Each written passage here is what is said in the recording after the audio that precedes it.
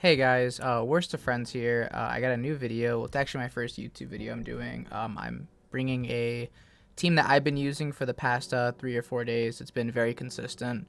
I've climbed around 150 to 200 ELO, but just the other night I was within one set I climbed 100 ELO with just going 5-0 with this team. It was super consistent, and even matches where I lost lead very hard, I was still able to come back and get the win. So just to talk about the team really quick. So the reason that I choose to go with Shadow D Knight on lead is it wins a lot of those 2 shield scenarios.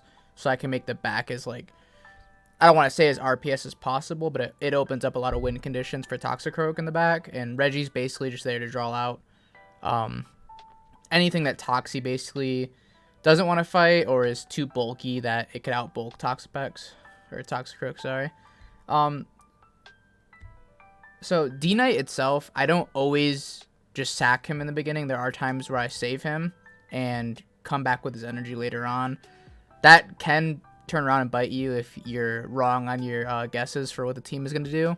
But I think that this team is really solid. There are obviously core breakers. There's core breakers to every team. But this team really doesn't want to see Defense Form Deoxys in the back. I'd rather see it on lead and get rid of it. But other than that, there's only a few things here and there that really make this team go through a tough time.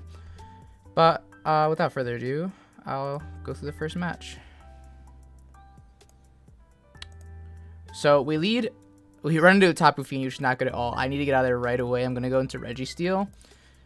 So he hasn't swapped out yet, which tells me he's definitely core broken. But he brings out Registeel, so I'm like, I would have done that sooner if I was him, but I understand that he already knows he's behind energy, so I guess he's trying to get a lot of overfarm with Tapu Fini, maybe using the back end to snipe something. So my opponent just shielded, so I think I'm going to decide to shield here, but it was a Zap Cannon, which is unfortunate. I was really hoping he was just going straight Focus Blast as well, but he doesn't get the debuff, which is crazy good for us. So we go right into it again, and he double shields. That tells me he's crazy weak in the back to Registeel, or he's just, like, knows that alignment means everything for him. So I'm going to no-shield this one. Yeah, he'd been going for Zap Cannon, so that made me think about that, and my switch clock was up. So I swap out right away, and they come in with Ampharos. I don't even know what this guy was thinking. If that was me, I think I would have probably just came in Tapu Fini through Double Surf and tried to get a shield off me. And I called the Brutal Swing. That was kind of another win condition. If that was just Thunder Punch, that would have done a lot of damage, but I know a lot of Ampharos these days are running the Brutal Swing with Focus Blast, and I know shield another one, which is huge. I don't want to give up any shields there. I want to save all my shields for Dragonite in the back, because I don't know what he has back there. I'm going to go straight Shadow Ball here. He thinks I probably have Sludge Bomb, but obviously I don't. I don't think Sludge Bomb is as good. I'm going to snipe him with the Zap Cannon as well. That was mainly what I was waiting for. I was afraid that he was going to farm down Toxie and then catch, so I just went for it early, even if it costed me my Registeel, which I also decided to shield here because I think that the amount of value one Focus Blast is a lot more worth it, because Dragonite can actually hold on to one Zap, but this Reggie's going to be in a very bad spot right now. Yeah, so he has to throw energy, and there's just no way he could win now. So he decides to concede the match. On our next match, Greedent lead. This is a win and a loss. It's a neutral matchup. It just depends how they want to spend their energy here. I usually count to 5 and then try to catch on Reggie because I don't want to do the whole back and forth. He throws 10 body slams. I throw Dragon Claws, baiting him. So he hasn't swapped out yet, which makes me think he's either going to go for a catch, which he does, or he was going to just throw another crunch and then try to come in and chip and dip.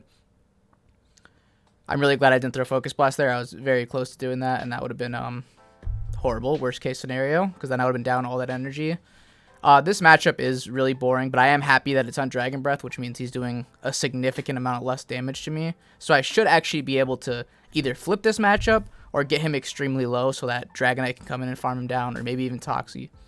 But my Toxie is high ranked, if anyone's wondering if they want to run theirs.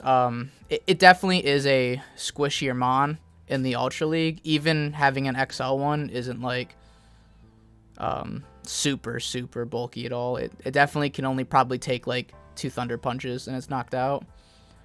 But the amount of coverage it provides is like next level. So I'm going to swap out really fast here and try to get the snipe, which worked out in my favor. But there's a Gramble in the back, and I'm like, this cannot get worse. And then I also mess up timing, and I'm like, okay, well, I guess it didn't really matter because I wasn't going to get to another move either way, but still. I decided to go for the snipe here because when I do this, he's going to figure I'm weak in the back, so he'll definitely shield. And if not, I get the knockout on it, and he's super low in the back either way. And I just RPS this either way. Sorry, Greedent wasn't that low, but he's going to be low here in a second. The other thought in my head is I think my only win condition here is to get to double Mud Bomb and hope that I survive the one charm.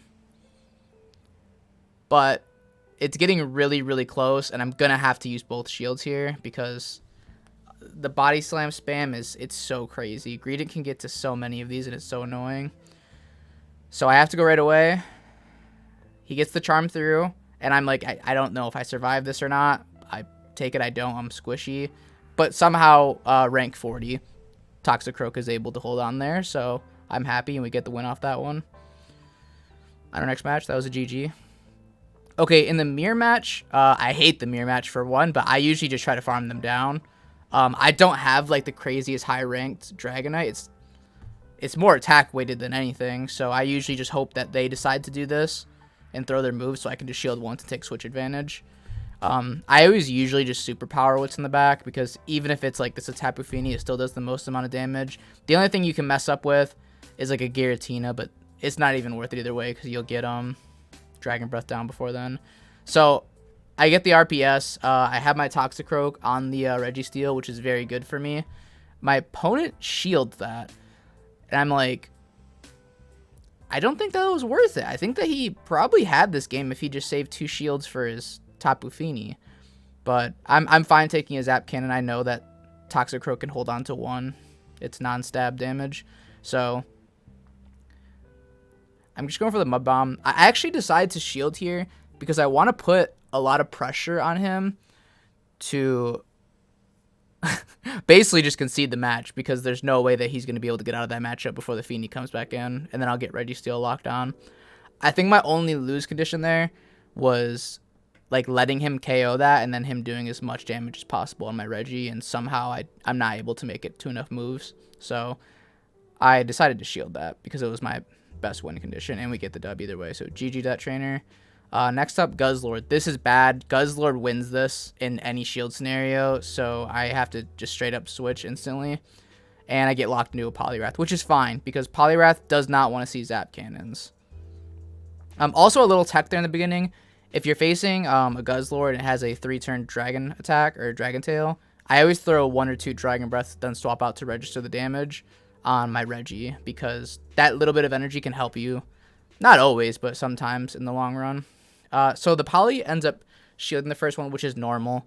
It doesn't shield the second one, which is very good. And I get the attack drop. So I can definitely make it to this Focus Blast. He has to throw energy here. The only bad news is I'm pretty sure he's at around 14 or 15 counters. So, yeah, he's definitely another Icy Wind. So I decided to come in and soak the energy on Toxie because I know he's debuffed already twice. So that's not going to do anything. And then I get the farm down. And we see what he has in the back. It's a Jelly. So I'm going to insta-swap, and I'm doing this because I want to attempt to get his last shield, because he has to shield this next Dragon Claw I throw. If he doesn't shield this next Dragon Claw, I'm going to just, like, tear apart that Jelly in the back. So we'll see if he shields. Yeah, he does shield. He's going to go for the farm down, which is, in my opinion, his only, like, win con is him getting enough energy to really put me down to, like, low enough so I get to Surf range. But we'll see how low he can get me. He throws the Crunch there. I don't know why. I think he had it would have done more damage, but either way, I still have 1 shield against the Jelly, regardless, and he can't hex me down. So I'm going to look to go for double Shadow Ball here. I don't think that the Mud Bomb is close enough to getting the knockout there, and I know a Surf will knock me out. I'm definitely not super bulky at all, and we get there before his second Surf goes off, so GG. That's just a specific reason why Shadow Ball is so good on Toxicroak. Okay, we get Poly lead. This is good and bad. It's really neutral. It just depends who wants to put up more shields. So I usually 2-shield in this situation just because I know that for the most part, I can always outbulk them in the end. It just Dragon Breath them all the way down before they can counter me down, because they're throwing resisted counters, and although I'm getting attack debuffed and Poliwrath is a bulky mon, it doesn't matter. Like Shadow is just Shadow D-Knight is it's just too much damage for most Pokemon unless they have a direct counter. So I'm going to 2-shield here, and I'm going to try to overload on energy, whatever he swaps in, unless it's like obviously a Charmer or something. So Tentalcruel comes in. This is great. He's core broken in the back. So I swap into Reggie, and he has Reggie in the back too. So this is actually very good. I'm drawing out this Reggie right now, and no matter where my Toxicroak goes, it's going to be doing amazing. Mud Bomb does super effective damage to both of his last Pokemon, and I still have Dragonite in the back with the Dragon Claw loaded. So there's really no situation here that they can win this, and that's what I noticed. A lot of teams are running sometimes up to 3 times weak to Reggie, and I don't know why. I faced several teams that were like Greedent, Tentalcruel, Registeel, or like Guzzlord, Tentalcruel, Greedent, and that's what kind of made me think to make something along this lines of a team, because I needed a third Mon in the back. I was already running the D-Knight and the Registeel. I just needed a third Pokemon that could really just core break either a normal type in the back or a poison type, or in some cases a ghost type. But Toxicroak is just, it's all around a good Pokemon, and the games that I had yesterday were amazing. At this point, my opponent really doesn't have a win con. I'm going to just farm him down and make sure I have one loaded for the Registeel. It'll be CMP tie, because he definitely had a move. Yep, it's CMP tie. He has a move loaded, but I already know that I win that, because Registeel is just way too bulky to ever win that CMP tie.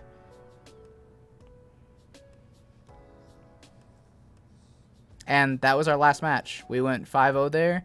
It put us just under 2,700. The last set I did, I got above 2,700. I think I ended around like 2,710.